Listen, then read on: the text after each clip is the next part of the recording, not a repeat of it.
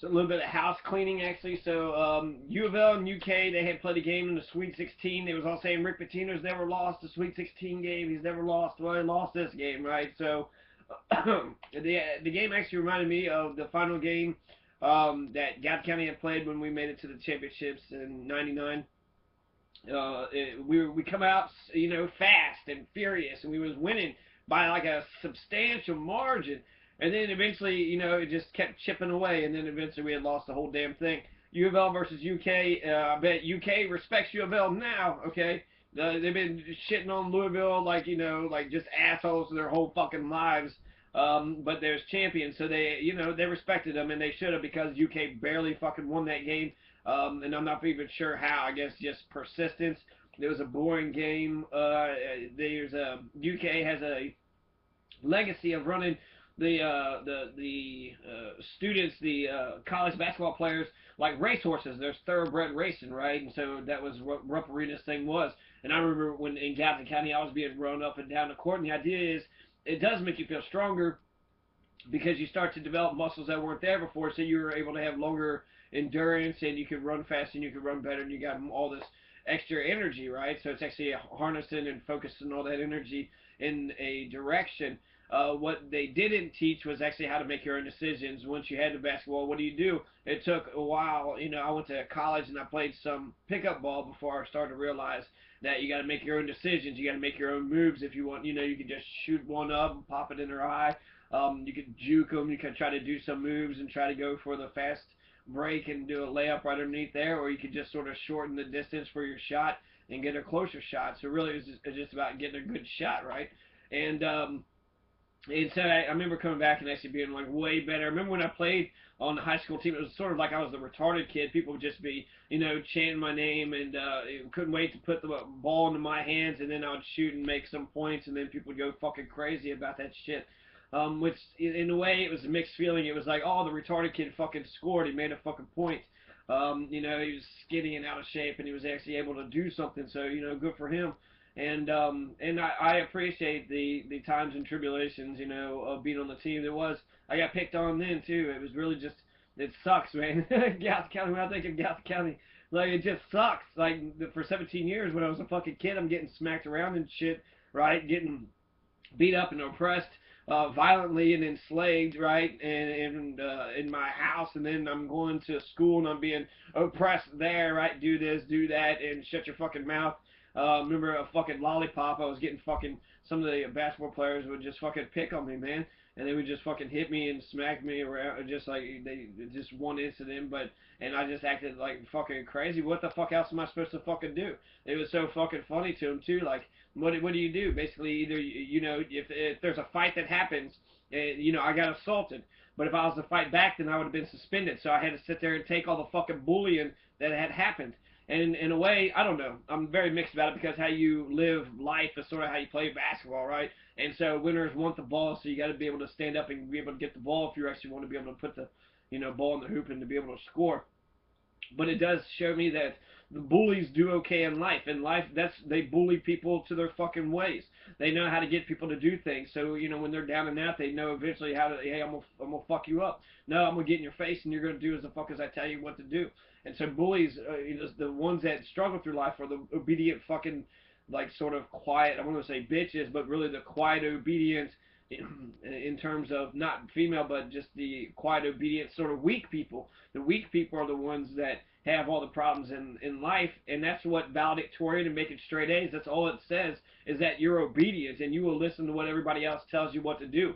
Maybe you'll come up with a corporation and become a secretary for some rich CEO, and then you're able to make money out of being, an ass kisser, or wouldn't you rather own your own business and do your own thing? So really, a good leader doesn't create followers. A good leader creates more leaders. So fuck Rick Pitino. Rick Pitino fucked up when it came to the game with UK and UofL because Chane Behanan was a champion and he kicked the fucking champion out. And now we're stuck with Pitino for another fucking 9 years. He's got this multi-million-dollar contract and he's going to get paid. He's going to get his money. Chane Behanan got kicked out because he smoked a joint. Fuck that zero tolerance shit. Fuck that my way or the highway type bullshit. You want to sit there and say He wants to smash all their egos. They're not fucking children, Rick Pitino. You need to create a team of leaders, not a team of followers. And, you know, you can run them up and down the court and make them strong physically, but they need to be mentally, physically, and be making good decisions. And a pot, a fucking joint, in Colorado, you know, he could have had every fucking night. He could have gone home every fucking night and had a big old fucking bong hit, right? And you're gonna say, well, it's not legal here. So, well, there's also morals in what's legal and what's moral. And you know, fucking with people just based on some dumb shit, that's immoral. You don't. I mean, that's some fucking bullshit. Now, see, I got a list of Ronnie Lee Smith cured cancer quotes. This all has to do with Ronnie Lee Smith. Sort of house cleaning a little bit, because I was right about Chane Behanan. Rick Pitino did fuck up the fucking team. They weren't that great. We needed some more champions on the team, but instead he wanted fucking blind loyalty, and Russ Dickulus was there, and he should have had the ball every time. They should have been penetrating. They should have been put in their face, and they should have gone for 100 points. They was winning 18-5. 18-5. They was crushing them. UofL had that fucking game, and they lost it. Okay? So they should have had no mercy and just crushed him, but I guess he wants to fucking shake Calipari's hand and shit and be his best fucking buddy. No. People are dying on the streets here fucking fighting, you know. UK fans are such assholes. And I think UofL, we want to be like, oh, we're humble, we're nice. Fuck that shit. We need to be just as mean and nasty as they are. They're such assholes and they're fucking shitty. It might be the reason they fucking won. They put all that pressure on Calipari. I used to be good. When I said something about Chane Behanan, I heard nobody fucking protest. Nobody defended Chane Behanan. Nobody gave a shit in Louisville. Louisville might have a bigger tax base or bigger fan base, like in terms of revenues and more monies, but in terms of loyalty and people actually looking at the game and analyzing and looking at it closely, Lexington, UK has way better ones with that. So they might be comparable in terms of number of fan and number of ticket, you know, dues paying members, but when it comes to actual people paying attention to what's a good tactic and what's a good strategy. I just remember playing Triangle. Gallup County liked Triangle a lot, and I think they got it from Pitino. They got these ideas and strategies from Pitino.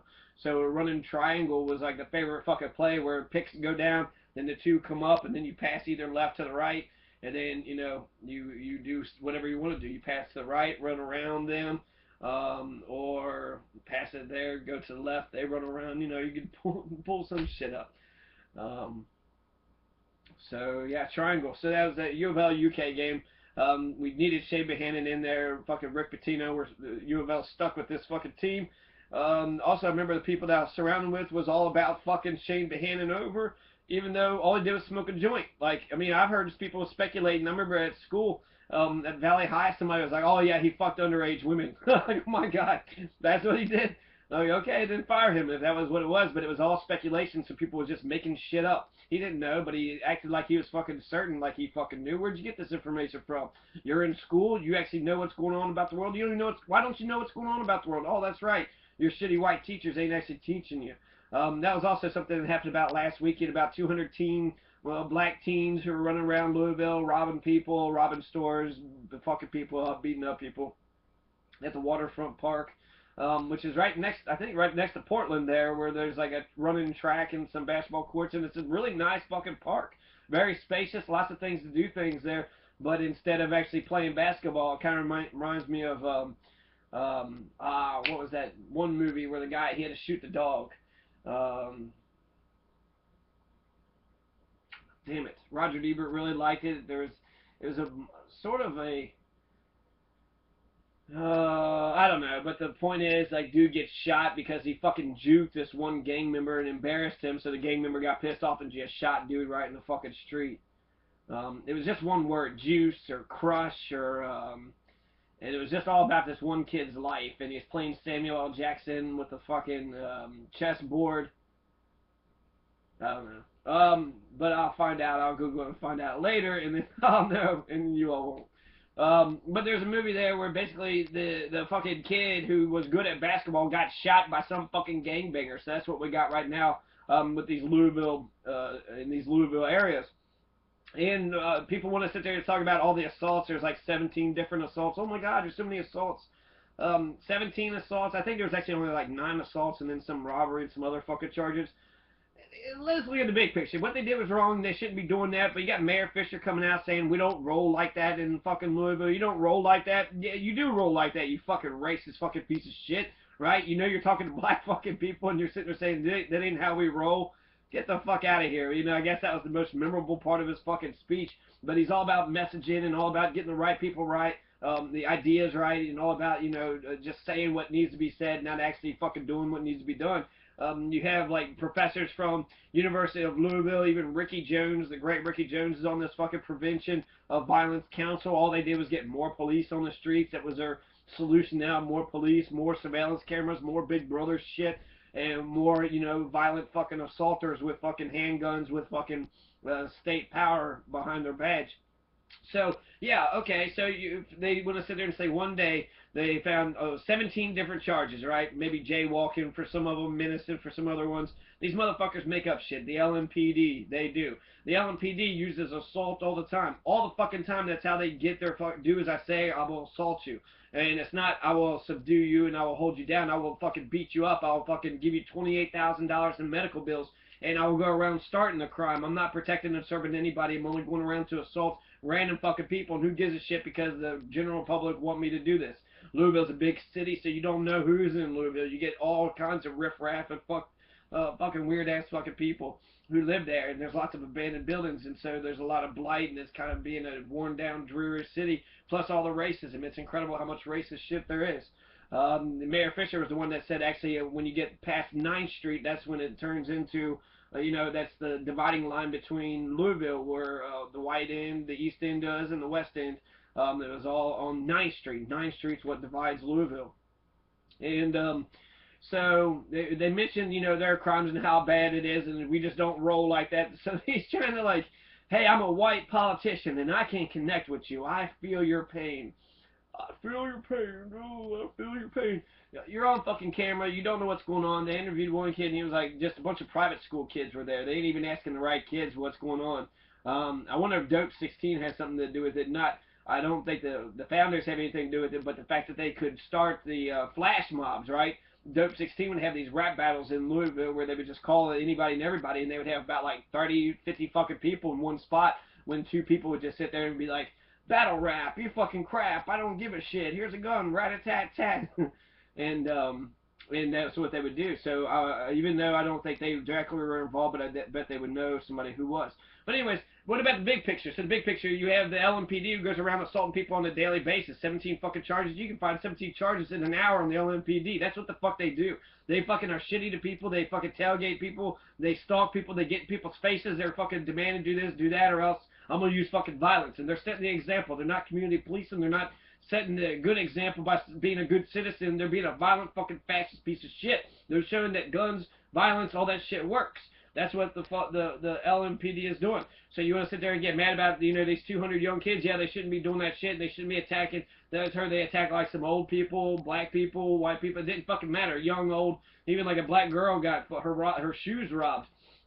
So it's just this gang shit. This is some, you know, there's gangs in Louisville, and there's people that say they gang, right? There's Bloods and Crips, and there's the one gang that said that they had shot the cop up on Bardstown Road, right? So you got that gang, you got, you know, fucking Market Street gang, you got, you know, 9th Street gang, you got all these type of gangs, and they all have their own fucking codes and their own fucking leaders and their own sort of people that's going around. It seems like jumping and violence is very much a part of the life of, I want to say West End, because I hear a lot of kids talking about like either they're doing shit or people are doing shit to them. And why would they be doing this? Well, the fucking police showed the example of why violence works. Violence always works. That's all they've ever been known. You know, they're getting beat up as kids in their own fucking home, and the society's beating them up. When has, you know, it's only been violence. Love is the only thing that'll ever solve any of this. It's not a catch-all or guaranteed, but it's the only thing that will ever fucking work, okay? So once we've exhausted all the love options, then let's go with the fucking violence. But people go for violence right from the get-go, right from the jump. And I don't know. I mean, what they did was wrong, but also the white teacher. So 90% of the fucking education system is white teachers. So you got white cops, you got white teachers, white males who's kind of being fucking the aggressive, fucking violent, fucking fascist assholes. Then you got the white teachers who's being fucking violent, fascist assholes too, ready to call the fucking security, ready to call the fucking white principal or the police. And when the police get to the fucking scene, who are they going to give a shit about? The white teacher who just stole a cell phone from a kid, or the kid who says, hey, that's my property, and they would arrest the fucking kid. The kid is right, that is his property, but because she is the supposed adult or the authority figure, and she's a fascist fucking piece of shit, you know, she has a right to fucking do whatever she wants. She can steal that phone from that kid. She can, you know, you can't just outright just beat them up, but you can fuck up their lives. You can make fun of them. You can fuck up their reputation, talk to them like they're shit, ostracize them, put them off in the corner, give them bad grades. You can put them in ISAP, in school suspension. You can put a file on them. You can get them suspended. You can get them expelled.